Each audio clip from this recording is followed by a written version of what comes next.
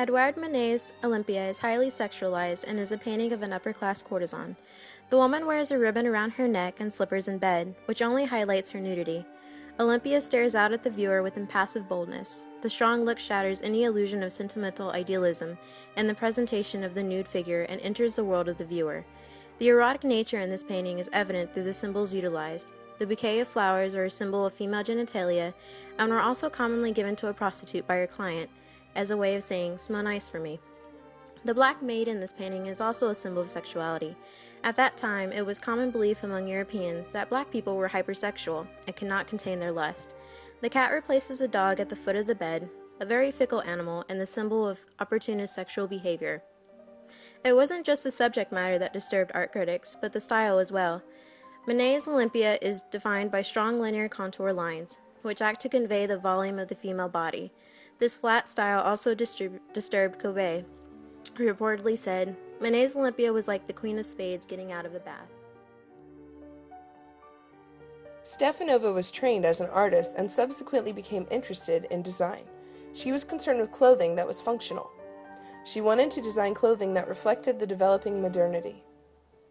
Hygienic, utilitarian, and specialized, her clothing was intended to clarify the roles of the Soviet worker. She believed that through wearing her garments, which were designed to function as uniforms, each citizen could experience a clearly defined role in society.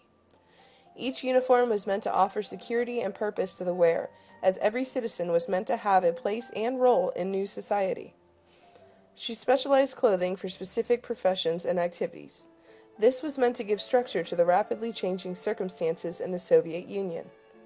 Not only did most of her clothing designs resemble traditional costumes in form and structure, but what is more important, her philosophy of dress reinstitutionalized social and class codes into what was to be the new classless society.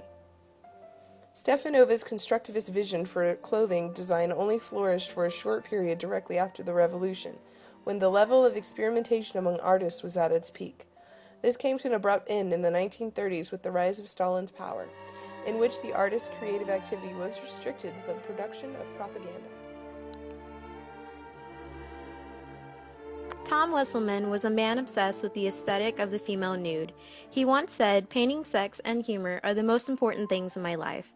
His obsession was well documented with the series Great American Nude, which spanned 12 years and a total of 100 pieces. The idea to paint a Great American Nude came to him in a dream that had the phrase red, white, and blue in it. He decided to do the series with a patriotic theme, both in color palette and images, but his dominating force was the exploration and resolution of harmonious form and design.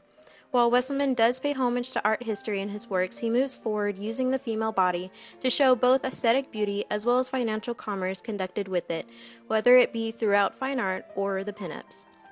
While most of his pop art counterparts were interjecting everyday objects into their art as a way to critique it as a consumer object, Wesselmann was using common-day objects for aesthetic.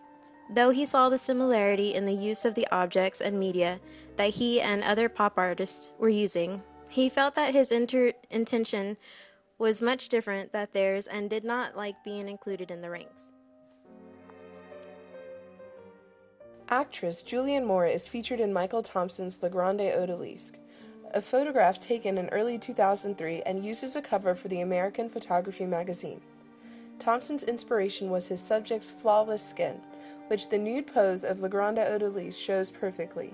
Taken with a Pentax camera and a single flash bulb, the photograph isn't a perfect reproduction of the original scene, but all the motifs are present: a blue curtain, silk sheets, a peacock feather fan, and the reclining pose, with head half turned towards us.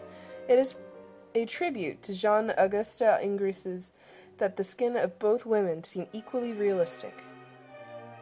These images of women and their roles are related by not only subject matter, but also the view held towards women during their time.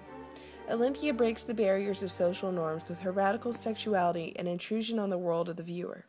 Stefanova's suit for the modern woman accomplished opposite ends by creating a social role for women in the new Soviet society. The Great American Nude facilitates the idealized woman, and her role is simply sexual as an object. Le Grande Odalisque brings to light the history of the role of the female nude and refreshes the concept within our generation. All of these works define and create an understanding of the roles of the female within history and art.